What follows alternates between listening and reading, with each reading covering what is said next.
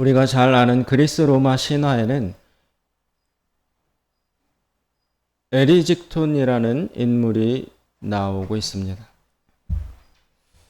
이 에리직톤이라는 사람은 대지의 여신, 풍요의 여신인 데메테르에게 봉헌된 숲을 유린하는 범죄를 저지르게 됩니다. 이 숲에는 거대한 참나무가 한 그루 있었는데 그 둘레가 얼마나 넓은지 그 숲의 요정들이 손에 손을 잡고 나무를 돌면서 춤을 출 수 있을 정도로 아주 굵고 우람한 나무였습니다. 한마디로 이 나무는 그 대지의 여신이 다스리는 숲을 상징하는 보물과도 같은 것이었습니다. 이 나무를 통해서 땅과 곡식들이 복을 받았습니다. 그런데 이 에리직톤이라는 사람은 어느 날 도끼를 들고 와서 이 나무를 베려고 합니다. 그러자 사람들이 말렸습니다. 이 나무를 통해서 우리가 복을 받는데 그래서 이렇게 곡식도 잘 되고 풍요롭고 넉넉하게 살아갈 수 있는데 이 나무를 베면 그 축복이 끊어진다. 그래서 사람들이 적극적으로 말렸지만 이 에리직톤이라는 사람은 그 여신이 나무를 사랑하든 말든 자신과는 상관없는 일이라고 말했습니다. 나무를 팔아서 돈이 된다면 그저 잘라서 팔면 그만이라고 생각을 했던 것입니다. 에리직톤이라는 사람의 사고방식으로는 나에게 이익이 되면 그걸로 끝이다.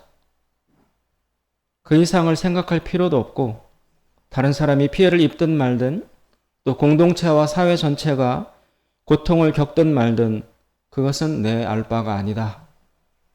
이런 식의 이기적이고 오만한 사고에 젖어 있었습니다. 그래서 그는 결국 그 크고 아름다운 참나무를 마침내 베어서 쓰러뜨립니다.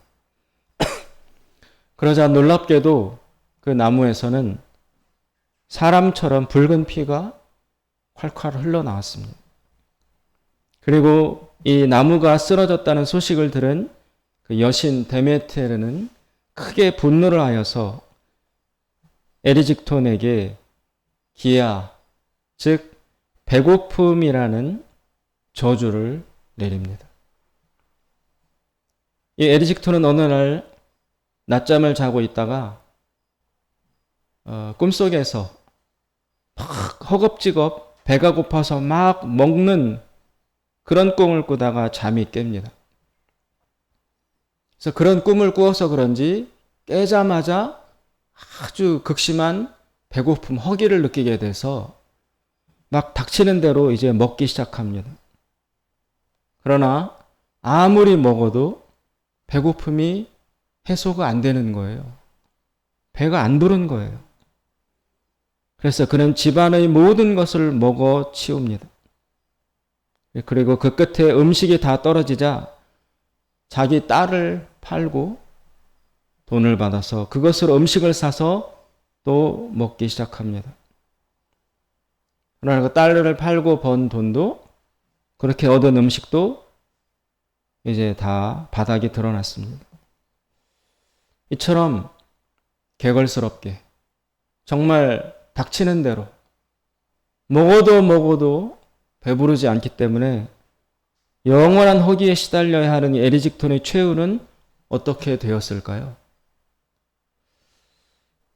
주변의 모든 것을 악착같이 다 뜯어먹은 후에도 배고픔이 멈추지 않는 그는 결국 무의식 중에 자기 몸을 뜯어먹다가 마침내 스스로 자기 목숨을 빼앗게 됩니다. 결국 먹다가 죽은 것입니다. 그러나 그 죽음의 순간에도 그의 영혼에는 도저히 채울 길이 없는 영원한 공허, 영원한 기하, 영원한 배고픔과 허기가 가득한 상태였습니다. 오늘 우리가 읽으신 본문 1절에 보시면 이런 말씀이 나옵니다. 많은 재물보다 명예를 택할 것이요 은이나 금보다 은총을 더욱 택할 것이니라. 대개 재물이 있으면 명예가 따라옵니다. 재물과 명예를 과연 분리할 수 있을까? 지금 우리가 살고 있는 이 시대에 재물이 없어도, 돈과 재산이 없어도 과연 명예를 얻을 수 있을까? 그래서 우리 시대의 사고방식으로 볼 때 오늘 1절 말씀, 재물보다 명예를 택해야 한다. 은이나 금보다 은총을 택해야 한다. 이 말씀은 읽는 즉시 우리로 하여금 그렇다, 이렇게 살아야 한다라는 공감과 동의를 일으키기가 어렵습니다. 여기 나와 있는 은총이란 말은 칭찬, 인정, 그런 뜻입니다. 결국 명예와 은총이라는 것은 사람들로부터 받는 존경, 영어로 보면 to be esteemed라고 해서 존경받는 것, 그것을 물질보다, 은이나 금보다 더 추구해야 된다라는 말입니다. 우리의 상식과 우리 시대의 정신으로 볼 때 이 본문 말씀을 있는 그대로 받아들이기가 쉽지 않습니다. 그래서 우리의 내면에는 이런 질문이 떠오르게 됩니다. 왜 이래야 하는가? 왜 재물보다 명예를 택해야 하지? 왜 은과 금보다 은총을, 존경받는 것을 선택해야 하는 것이지라는 자연스러운 의문이, 또 이 시대가 우리에게 가져다주는 의문이 제기됩니다. 어떻게 해서 명예가 재물보다 더 중요할 수 있는가? 왜 은총이 금과 은보다 더 나은가? 만약에 우리가 이렇게 주장을 한다면 즉각적으로 사람들에게선 이런 반문이 던져지게 됩니다. 명예가 밥 먹여주냐? 명예가 밥 먹여주니?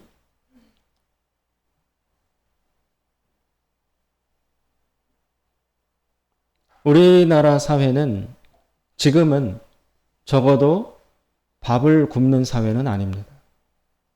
물론 노숙자들이 있고 또 여러 극단적인 형편에 처해서 정말 식사를 해결하기도 어려운 사람들이 있는 것은 사실이지만, 그러나 그런 계층이 우리나라의 보편적인 대중을 구성하고 있다고 보기는 어렵습니다.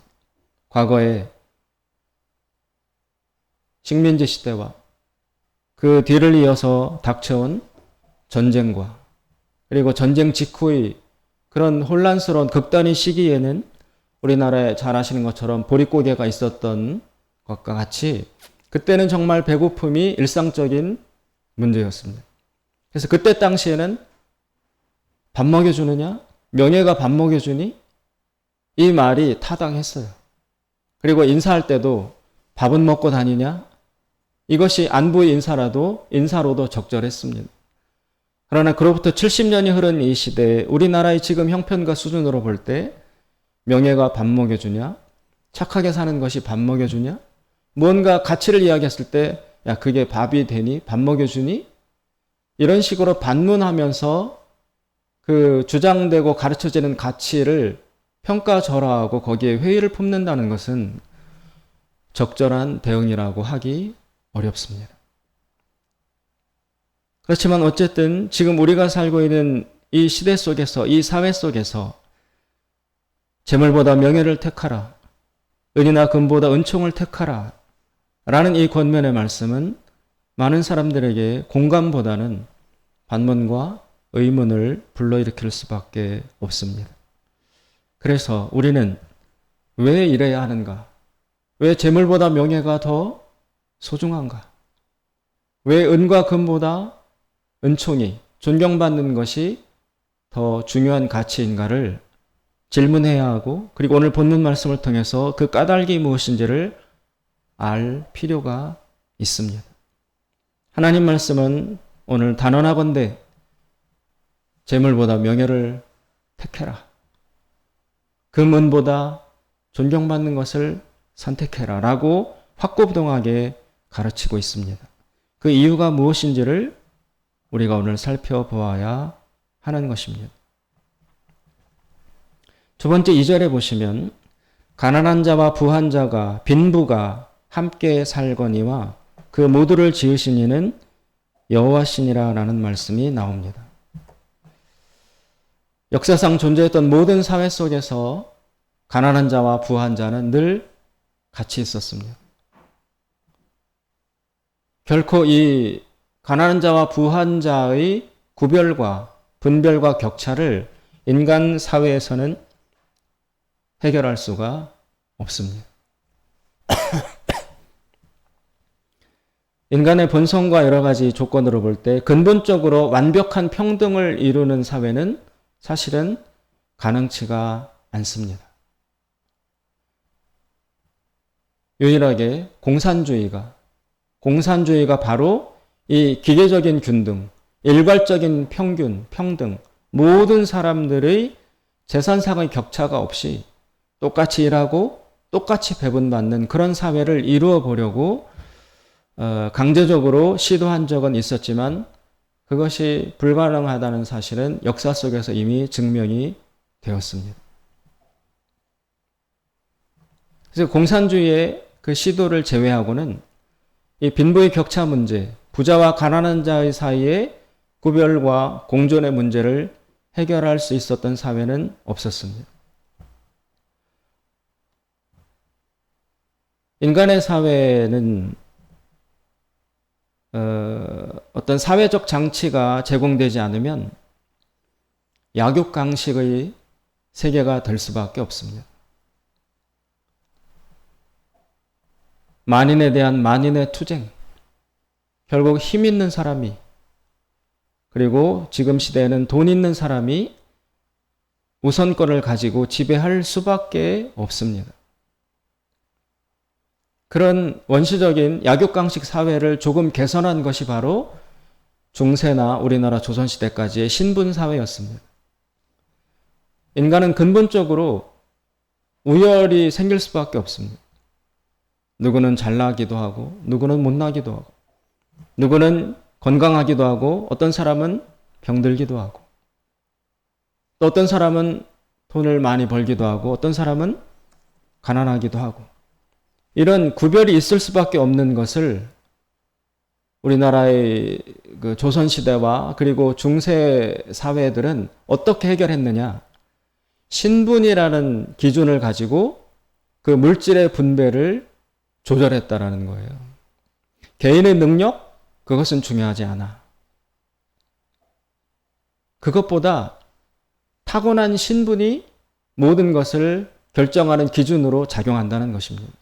양반 집안에서 태어나면 물질도 부도 명예도 다 누리고 그런 집안에서 태어나지 못하면 비천한 집안 출신이면 그런 모든 것을 박탈당하는, 그래서 어차피 인간 사회에 있을 수밖에 없는 우열관계와 불균형을 그냥 치고받고 힘센 자가 소유하고 약한 자는 짓밟히고 이런 원시사회를 그냥 둘 수 없으니 여기서 조금 발전한 사회가 신분이라는 계급이라는 제도를 설정해서 그것을 인위적으로 조절해 보고자 했던 것입니다.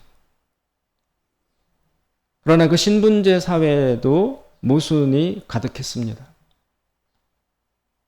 태어나기를 귀족 집안에서 양반 집안에서 태어나면 아무 능력도 없고 일하지 않아도 평생을 보장받고 능력도 있고 인간성도 좋고 여러 가지가 다 훌륭한데 그러나 쌍놈 집안에서 태어나면 출세도 못하고 자식도 또 천민이 될 수밖에 없는 이 가혹한 운명론을 사람들이 견딜 수가 없었던 것입니다. 그래서 혁명이 일어나고 여러 가지 거기에 대한 반동적 움직임이 일어나서 신분제 사회를 무너뜨리고 현재 우리가 살아가고 있는 민주주의 사회, 모든 백성이 주인이다. 모든 개인이 다 존중되어야 한다. 우리나라 헌법에도 보장되어 있지 않습니까?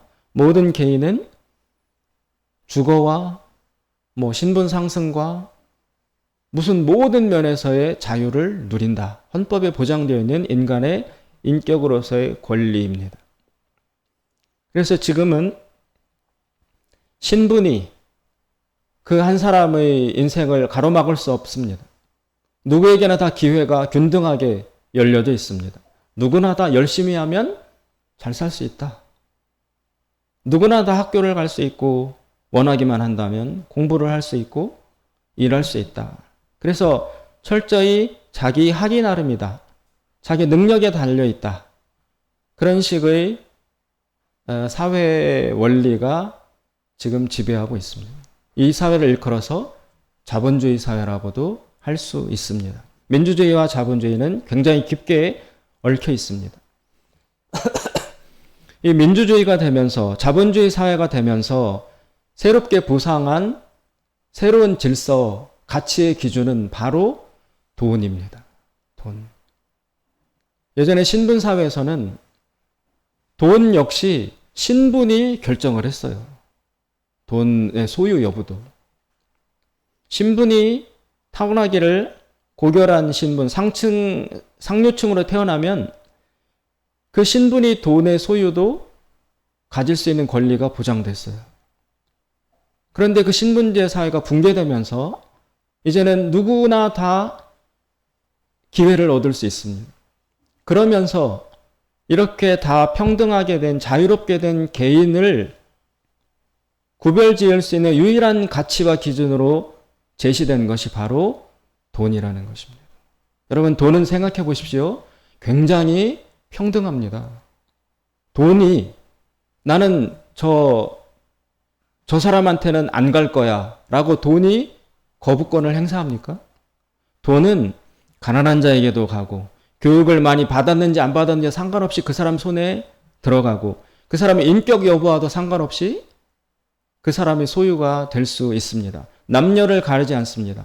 강도도 돈을 소유할 수 있고 범죄자도 돈을 가질 수 있고 파렴치한 인간도 돈을 가질 수 있습니다.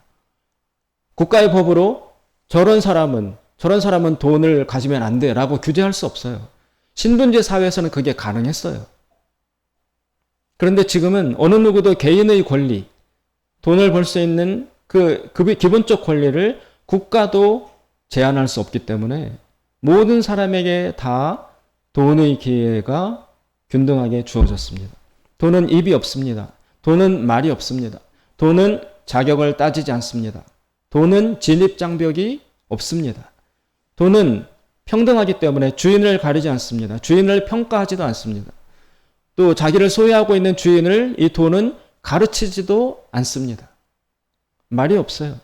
철저히 수동적입니다. 그 사람이 벌면 그 사람 수중에 들어가는 것이고 이 사람이 쓰면 또 저 사람 손으로 옮겨가는 것입니다. 돈은 굉장히 평등해요. 그렇기 때문에 평등을 주장하는 지금 민주주의와 자본주의 사회의 중요한 가치 기준으로 돈이 사용될 수 있는 것입니다. 이 돈은 여러분 그래서 철저히 수동적이에요. 돈이 내가 저 사람에게 갈 거야.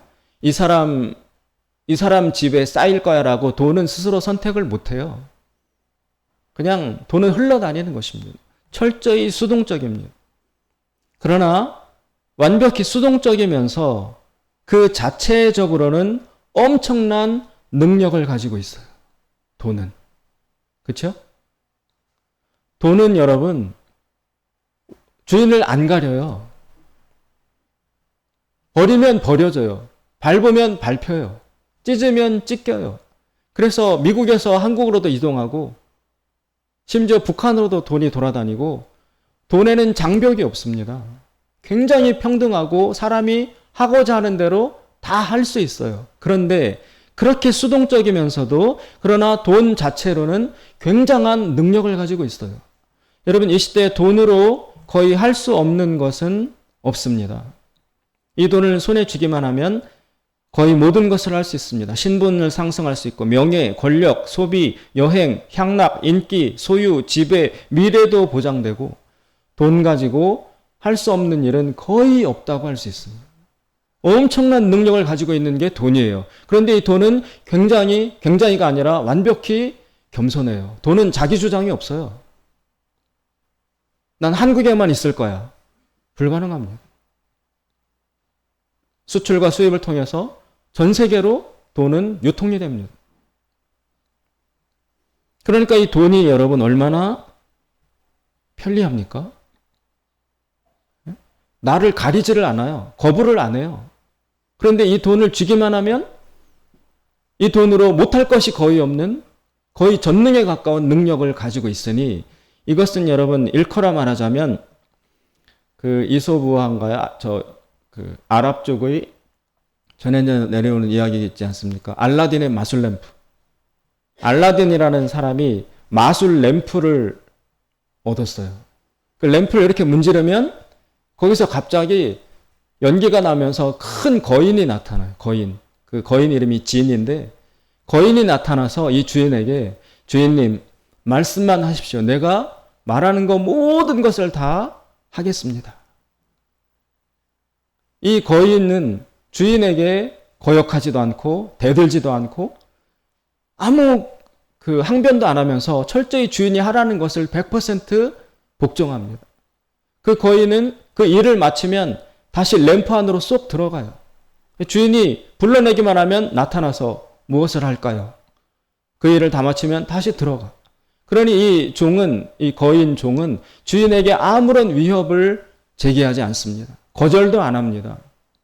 가르치지도 않습니다. 내가 시키는 일을 따지지도 않습니다. 하라는 일은 다 하고 마치면 쏙 들어가서 내 삶에 아무런 간섭도 하지 않습니다. 이 알라딘의 마술 램프의 거인 종처럼 돈은 우리에게, 이 현대인에게 그런 역할을 해주고 있습니다. 거의 마법의 지팡이와 같습니다. 더 극단적으로 이야기하자면 거의 신적 존재와 같습니다. 그렇지만 신이긴 한데 능력으로 보자면 거의 신의 능력을 가지고 있는데 그런데 이 신은 내가 빌고 엎드려야 될 신이 아니라 오히려 나를 복종하는 나의 명령에 순종하는 그런 신이에요. 그래 이런 신을 하나 가지고 있으니 얼마나 좋습니까? 얼마나 편리합니까? 나는 가만히 있고 이 돈을 가지고 시키면 뭐든지 다 할 수 있어요. 돈을 주면 집도 지을 수 있어요. 그죠, 여러분? 돈을 주면 여행도 다닐 수 있고, 돈을 주면 옷도 살 수 있고, 돈을 주면 명예도 따라오고, 이 돈을 가지고 할 수 없는 일은 거의 없어요. 근데 이 돈은 나한테 뭐라고 따지질 않아요. 그래서 신과 같은 능력을 가지고 있는데 나에게 복종해요. 이러니 얼마나 편리하고 기묘한 존재가 되겠습니까?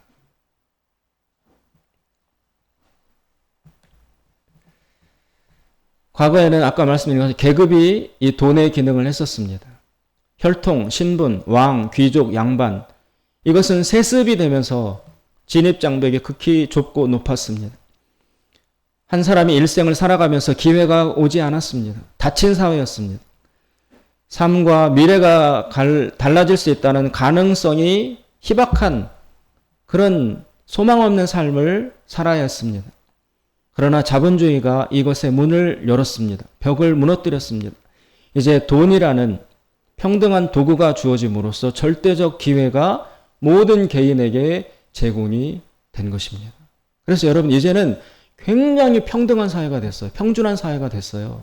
예전에는 장유유서라고 해서 어른들 앞에서 어린 사람들은 마땅히 고개를 숙이고 자리를 양보하고 존경하고 순종하고 했어야 됐습니다. 그것도 거의 무너졌습니다. 또 남녀 사이에 좋지는 않았지만 분명히 없어져야 될 그런 질서였지만 남녀 사이의 구별도 지금은 거의 희박해져 있습니다. 도시와 농촌 간의 구별도 이제는 거의 무너졌습니다.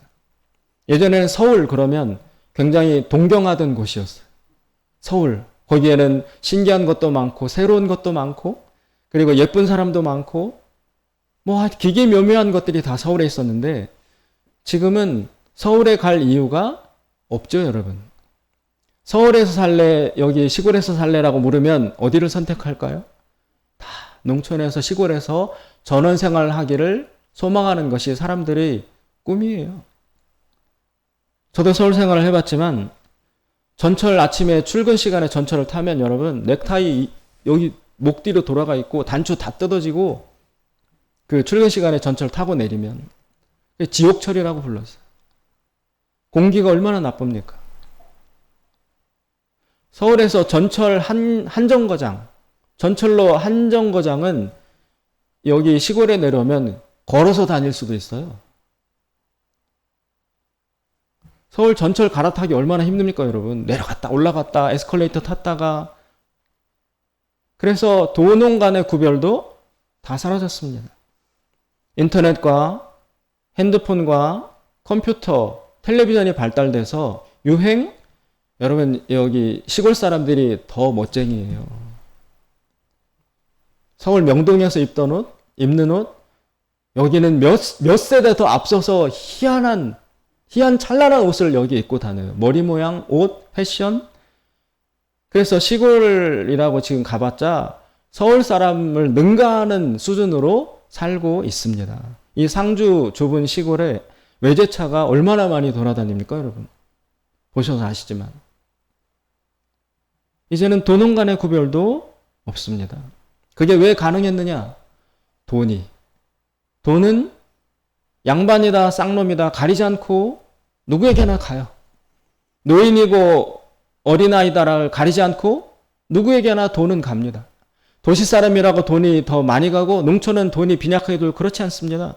시골에 살아도 열심히만 하면 돈을 많이 벌 수 있어서 이제 돈을 가지고 모든 차별과 그동안 존재하던 구별과 장벽을 다 무너뜨리고 평등하고 균등하게 만들었습니다. 그러나 그것으로 멈추면 괜찮은데, 기회를 균등하게 제공해주는 그 기능만 하고 멈추면 괜찮은데 그렇지 않습니다. 이제 돈은 우리에게 그렇게 복종적이면서 바로 그 사용하기 편리하다는 이점 때문에 이제 사람들의 주인으로 작용하기 시작을 하는 것입니다. 예전에 여러분 제가 부시맨이라는 영화를 본 적이 있어요. 그게 뭐냐면 저 아프리카에 부시맨이라고 난장이 키가 작은 족속들이 사는 곳이 있었거든요. 그런데 그 부시맨들이 사는 마을 위를 그 미국이나 이런 사람들이 타고 가는 비행기가 지나가다가 여러분 그 조종사가 콜라 있죠. 코카콜라. 그거를 마시고 나서 빈 병을 밖으로 던져요. 그 떨어진 병이 그 부시맨 족속에게 떨어져요. 코카콜라 병, 빈 병이. 그 사회에는 계급이 없었어요. 빈부격차가 없었어요. 다 공동 소유. 모든 사람들이 그 마을 사람들이 모두 다 같이 사냥해서 같이 공동 분배해서 다 같이 먹고 사는 그런 집단 부족 공동체였어요. 그래서 각 가정마다 사람들 사이에 빈부격차가 전혀 없는 사회였어요. 사유재산이 없는 사회였어요. 다 공유하는 그런 사회였거든요. 그런데 난데없이 어느 날 하늘에서 생전 처음 보는 이상하게 생긴 그게 코카콜라 병인데 병 하나가 그 마을에 떨어져요. 그걸 처음 발견한 사람이 이게 뭐지? 처음 보는 거거든요. 이걸 집에 갖고 가서 점점점 이거를 생활에 사용합니다. 밀가루 반죽해서 여러분 국수 만들어 먹을 때 이 코카콜라 병으로 저희 밀대 역할을 해가지고 국수를 만들어 먹어요. 또 호두를 깰 때 이걸로 두드려가지고 호두를 깨뜨려요.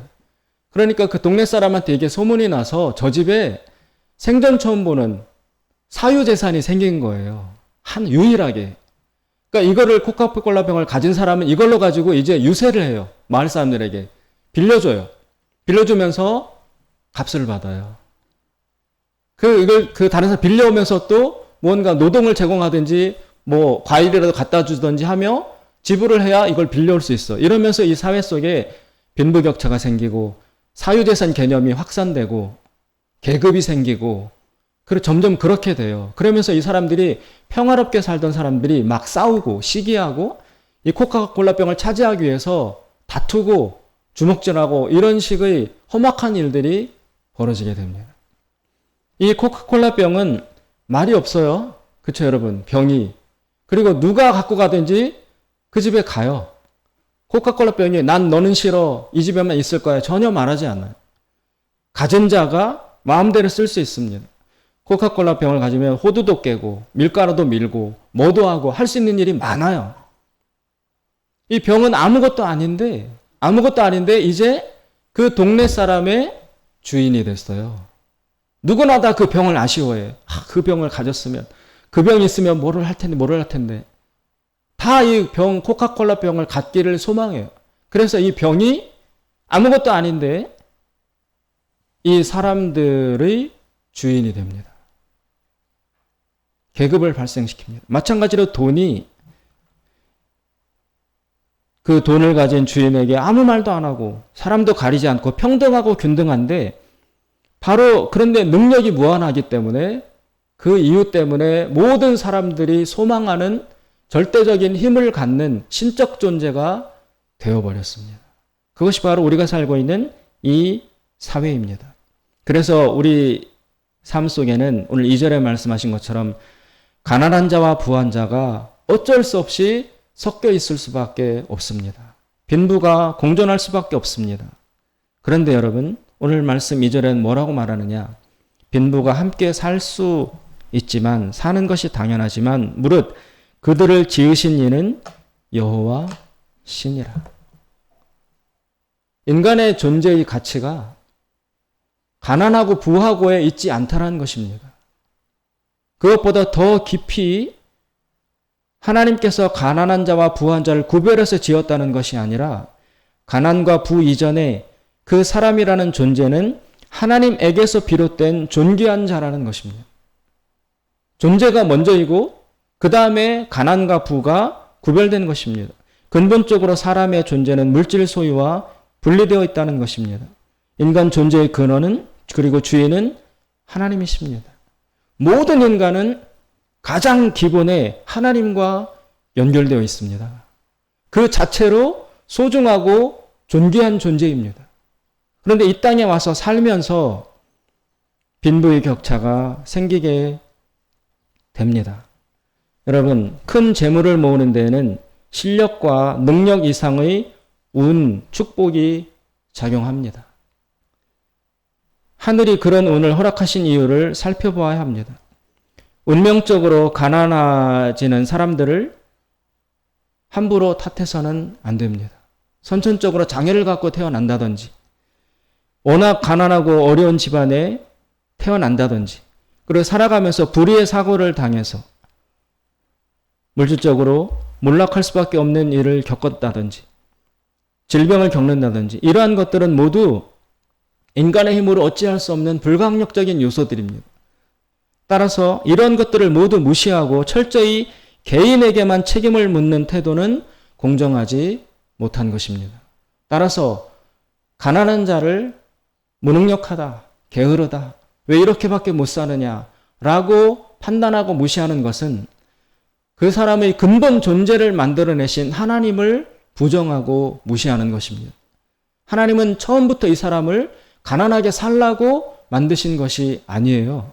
다 중요하게 만들어서 이 땅에 태어났는데, 그러나 살면서 사고도 만나고 여러 가지 불행도 겪고 이러면서 가난해지게 되는 것이지, 그 사람이 원천적으로 존재 자체가 가난하게 사는 인물로 하나님이 만드신 것은 아니라는 것입니다. 마찬가지 원리로 부자도 똑같습니다. 이 사람도 처음 올 때 빈손으로 왔습니다. 그러나 다행히 운이 좋게도 부잣집에 태어났다든지, 그리고 운이 맞아서 어떤 사업을 시도했는데 대박이 터졌다든지, 이런 자기가 원인이 아닌 부어지고 주어지는 그런 운이나 축복이 있었다라고 봐야 합니다. 그리고 한 사람이 성공하는데 오직 자기 힘만 가지고 성공할 수는 없습니다. 도와주는 많은 사람들이 있었다는 것을 인정해야 됩니다. 따라서 지금 이 세상을 살아가면서 부자다, 가난하다, 이 현상적인 조건만 가지고 그 사람을 평가해서는 안 된다. 안 된다라는 것입니다. 그 존재의 근본에 하나님이 계시다는 것을 기억해야 합니다. 그리고 이제 마지막으로 왜 1절의 재물보다 명예를 택해야 하는지, 은이나 금보다 은종을 택해야 하는지에 대한 궁극적 이유가 3절에 제시되고 있습니다. 3절에 보면 슬기로운 자는 재앙을 보면 숨어 피하여도 어리석은 자는 나가다가 해를 받느니라.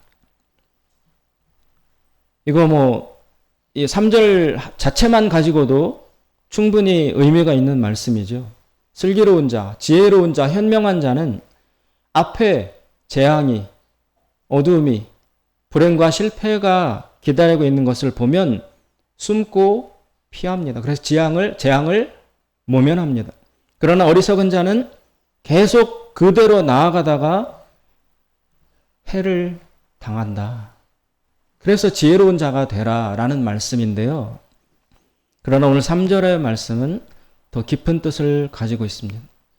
여기에 나오는 재앙은 이 땅에서 살아가면서 겪는 불행과 고통과 실패가 아닙니다. 여기서 말하는 재앙은 우리가 이 땅을 떠나서, 이 세상을 죽고 떠나서 영원한 생명 앞에 들어갈 때 그때 맞이하게 되는 하나님의 심판을 의미합니다. 오늘 말씀을 보면 분명히 심판이 있다. 분명히 하나님의 심판이 기다리고 있다. 그래서 오직 물질 1절에 금과 은만을 추구하면서 명예, 존경받는 것과 사람들의 인정을 받는 것, 이것을 내팽개 친 사람은 하나님의 심판, 즉 재앙을 직면할 수밖에 없다라는 말씀입니다. 바로 이런 사람이 어리석은 자이다. 어리석은 자이다. 슬기로운 자는 이 하나님의 심판을 의식하고 미리 재물이 아닌 명예를 선택할 줄 아는 자입니다. 어리석은 자는 심판을 의식하지 않고 계속 물질만 추구하며 이 세상을 살다가 결국 하나님의 재앙, 하나님의 심판 앞에 설 수밖에 없다라는 말씀입니다. 사랑하는 여러분, 오늘 여기 보면 3절에 보면 슬기로운 자는 재앙을 보면 숨어 피하여도 나옵니다. 여기에 나오는 중요한 단어가 바로 보면입니다. 보면. 본다는 것입니다. 이 본다는 것은 일종의 능력이기도 하고 일종의 축복이기도 합니다.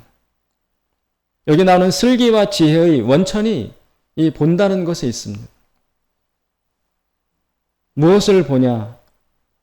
이 세상 너머에 무엇이 있는지를 보는 눈. 그것이 바로 지혜라는 것입니다. 이 세상을 살아가면서 여러분, 대부분의 사람은 재앙이 기다리고 있으면 다 피합니다. 누가 재앙을 보면서도 섭을 지고 불에 뛰어드느냐라는 말이 있을 것처럼 대부분의 사람들은 그 정도를 피할 수 있는 지상적 이 땅에서의 지혜는 대부분이 다 가지고 있습니다. 그러나 이 세상 너머에 우리가 이 세상을 죽음을 통해서 떠나간 이후에 그때 영원한 삶이 기다리고 있다는 사실과 그 삶에 들어가기 전에 반드시 하나님의 심판이 있다는 사실을 볼 줄 아는 이 영적인 눈은 아무나 가지고 있는 것이 아닙니다. 왜 하나님의 말씀이, 생명을 구원하려는 이 하나님의 말씀이 유독 이 귀한 말씀 속에 슬기로운 자는 재앙을 보며 숨어 피하여도 어리석은 자들은 나아가다가 해를 받느니라. 1절 많은 재물보다 명예를 택할 것이요 은이나 금보다 은총을 더욱 택할 것이냐라는 이 말씀을 왜 집어넣었을까요? 성경은 단순한 다른 종교, 다른 철학, 다른 세상의 스승이나 지도자들이 이 땅에서 어떻게 하면 행복하게, 성공하게, 바르게 살 것인가를 가르치는 이런 지상에서, 이 땅에서의 지혜만을 전달하고자 하는 그런 지혜와 같은 수준에 있는 책이 결코 아닙니다. 그렇다면 이 하나님의 말씀을 유독 선택해서 우리가 듣고 따르고 명심해야 될 이유가 없죠. 중국에서는 공자를 따르면 될 것이고 인도에서는 석가를 따르면 될 것이고, 다른 지역에서는 그 땅에서 태어난 유능한 지도자와 스승의 말씀을 따라 지키면 이 땅에서의 삶은 대부분 성공적으로 그리고 편안하고 괜찮게 살아갈 수 있습니다. 그런 지혜는 어느 곳에 다 있습니다. 그러면 우리는 왜 기독교를 선택하고 왜 하나님의 말씀을 들으려 하는 것입니까? 이 성경에는 노자나 공자나 석가모니나 이런 사람들이 주는 이 땅에서 잘 살 수 있는 지혜, 그거를 주는 동등한 수준에서의 가르침이 아니라 이것을 넘어서서 인간은 영원히 사는 존재인데 그 영원한 삶을 어떻게 준비할 것이냐를 가르치는 이 세상 너머에 있는 삶을 준비하고자 그것을 가르치고자 하는 지혜를 가지고 있기 때문에 이 성경이 유일하게 가치가 있고 의미가 있는 것입니다. 따라서 오늘 성경에 굳이 이 말씀을 하는 것은 1절과 3절에 재물보다 명예를 택하라. 이것은 이 땅에서 어떻게 하면 잘 살고 지혜롭게 사는지를 가르치려는 단순한 그런 차원의 말씀이 결코 아니라는 것입니다. 성경에 들어있다는 것은 굉장히 깊고 멀고 영원한 삶을 전제로 한 가르침이라는 것을 명심해야 합니다. 따라서 성경이 오늘 잠언 말씀이 재물보다 명예를 택하라 라는 이 말씀은 그저 듣기 좋은 말, 지혜로운 말이 아니라 이 땅에 살면서 가난한 자를 멸시하고 사람을 부자다, 가난하다, 성공했다, 실패했다, 물질이 많다, 돈이 많다, 적다, 만을 가지고 사람들을 평가하고 대하면서 그리고 자신도 이 물질을 기준으로만 살아가던 그 사람은 그래서 재물을, 은과 금을 선택하는 것, 그 수준으로만 살아가던 그 사람은 이 땅에서는 아무 일이 없고 승리하고 성공한다고 말할 수 있을지 모르지만 그러나 죽음 이후에 이 사람이 맞이하게 될 영원한 생명, 영원한 삶 앞에서는 완전히 허구다. 아무것도 준비가 되어 있지 않은 실패한 존재다. 라는 것을 가르치기 위해서 재물보다 명예를 선택하라. 명예는 뭡니까? 하나님의 칭찬, 사람들의 인정.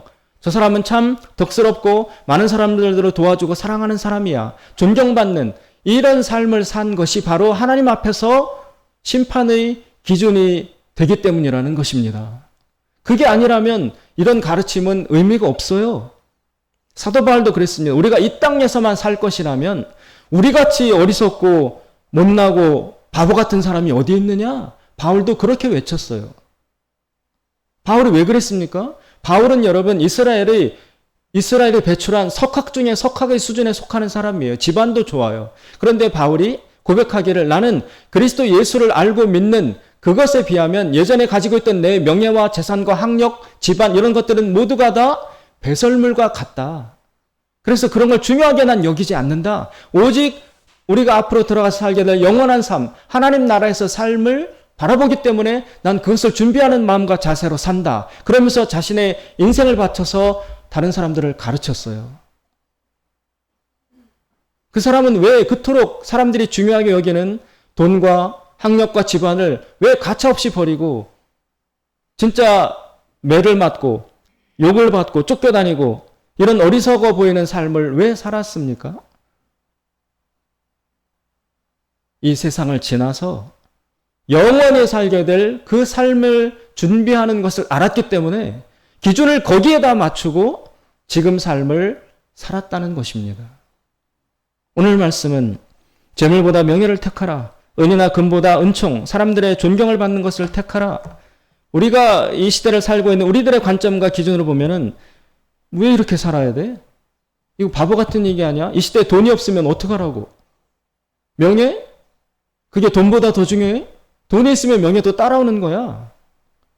은과 금이 주어진다는데 내가 사람들이 칭찬해 주는 거, 사람들이 존경해 주는 그거를 택하면서 은과 금을 버려? 못할 짓이지. 그게 밥 먹여줘? 나도 그렇게 안 살지만 내 자녀에게도 이렇게 살라고 가르치지 않는 게 이 시대의 풍토요 사고방식이고 사회 시대 정신이에요. 누가 이 오늘 말씀을 듣고 그렇지 명예를 택해야지 아무도 공감하지 않습니다. 이상한 말씀이에요. 그런데 하나님은 왜 오늘 이 말씀을 하실까? 단 하나 3절에 슬기로운 자는 재앙을 보면 숨어 피하여도 어리석은 자는 나가다가 해를 받느니라. 이 재앙은 이 땅에서 겪는 불행과 실패가 아니고 하나님 나라의 영원한 삶 앞에 들어갈 때 받는 심판이라는 것입니다. 재앙이 기다리고 있습니다. 여기서 명예를 추구하는, 다른 사람들을 존중하고 내게 있는 물질을 나누어주고 인간답게 사랑하며 이렇게 사는 삶을 살지 아니한다면 하나님 나라 앞에서 겪게 되는 재앙을, 심판을 도저히 피할 길이 없기 때문에 이 땅에서 그 심판을 피할 수 있는 명예로운 삶, 다른 사람들과 공유하며 나누며 격려하며 따뜻하게, 인간을 돈을 가지고 판단하지 말고 있다면 나눠주고 다른 사람을 돕고 없다면 격려하고, 야, 물질 가고 가난한 자 부한 자는 늘 같이 있지만, 그러나 그 이전에 그 근본에 모두 다 하나님이 창조하신 존귀한 피조물이야. 이 땅에 살아가면서 가난하게 되는 것 안타깝지만 가난할 수밖에 없는 조건들이 이 사람들에게 있었다는 것을 인정해 주자는 거죠. 또 부자가 됐다 해도 그게 너 혼자만의 능력으로 된 것이냐? 아니다. 하나님의 축복이 있었고 운이 따랐고 다른 사람들이 많이 도와주고 좋은 집안에서 태어나고 너 혼자만의 실력과 능력으로 된 것이 아니라는 것을 깨닫고 겸손하고 공유하며 다른 사람들을 살리며 그렇게 사는 삶을 살아야 된다는 것을 기억해라 라고 오늘 2절 말씀이 주어진 것입니다. 오늘 3절에 나오는 이 재앙이 하나님의 심판이 아니라면 오늘 본문 말씀은 성립할 수가 없습니다. 누가 슬기롭습니까? 누가 지혜로운 자입니까? 오늘 설교 제목이 저 너머를 보는 눈입니다. 이것이 바로 영적인 눈이라는 것입니다. 이 세상에 살아가는 사람 중에 내 앞에 이 물건이 놓여있고 저기 사람이 있고 저기 차가 있고 저기 숲이 있고 이것을 보지 못하는 사람이 누가 있습니까? 이 투자를 하면 100% 실패할 수밖에 없다는 것을 알면서도 그 투자를 하는 어리석은 사람이 누가 있습니까? 이 정도의 지혜는 누구나 가르칠 수 있는 것입니다. 그러나 오늘 말씀하는 재앙은 이 땅에서 겪는 재앙이 아니에요. 하나님 나라에 들어가기 전에 그때 받는 하나님의 심판의 불을 의미하는 것입니다. 그것을 통과할 수 있으려면 이 땅에서 명예로운 삶을 반드시 살아야 한다. 물질만을 추구하며 돈만 따르며 인간을 돈으로 판단하고 그리고 그 돈으로 평가하고 돈으로 무시하고 이것만 중요한 줄 알고 살아왔던 그 사람은, 그 재물만 들고 하나님 앞에 서는 사람은 절대로 그 불의 재앙을 피할 수가 없다. 그것이 명백하기 때문에 이 땅에서 명예를, 존경받는 삶을, 사람들로부터 칭찬받는, 사랑하는 그런 삶을 사는 것이 바로 핵심적인 지혜다라고 가르치고 있는 것입니다. 사랑하는 여러분, 지금은 돈이 왕노릇하는 시대입니다. 누구나 다 돈의 영향을 받을 수밖에 없습니다. 그러나 이 땅이 전부라면 돈이 제일 중요하죠. 그러나 만약 이 땅이 전부가 아니고 더 영원한 삶이, 진짜 중요한 삶이 우리 앞에 놓여져 있다. 근데 그것을 그때 평가하는 기준은 이 땅에서 돈이 얼마나 많이 벌고 부자로 살았느냐가 아니라 그 돈을 가지고 어떻게 썼느냐 라는 것이라면 기준은 완전히 달라지지 않겠습니까? 그 말씀을 하고 있는 것입니다. 은총은 호의나 은혜와 같은 의미이며 이것은 사람에게 받는 것이기도 하면서 동시에 하나님께 받는 것이기도 합니다. 아무리 은과 금이 돈이 많다고 해도 사람들에게 미움받고 손가락질받고 무엇보다 하나님께 미움을 받는다면 과연 그것은 진정한 행복이라고 할 수 있겠습니까? 은과 금이 있어도 하나님과 사람에게서 멀어진다면 아무 소용이 없을 것입니다. 금은 보화는 없어도 올바른 삶의 길, 즉 지혜를 선택할 때 우리에게 은총이 있을 것입니다. 눈에 보이는 것보다 보이지 않는 것이 더 소중한 경우가 우리에게는 정말로 많습니다. 이 사실을 기억하시고 물질의 노예, 돈에 지배받고 휘둘림받는 그 삶을 벗어나서 하나님을 바라보시고, 돈이 신이 아니라 하나님이 신이에요. 그 하나님을 바라보고 의지하면서 그 하나님이 가지신 기준으로 우리를 평가하실 날을 바라보며 이 땅에서 우리의 삶의 가치 기준을 재정립하시는, 여러분 되시기를 주님의 이름으로 축원드립니다. 기도하겠습니다. 자비로우신 하나님 아버지, 많은 재물보다 명예를 택하라 하셨습니다.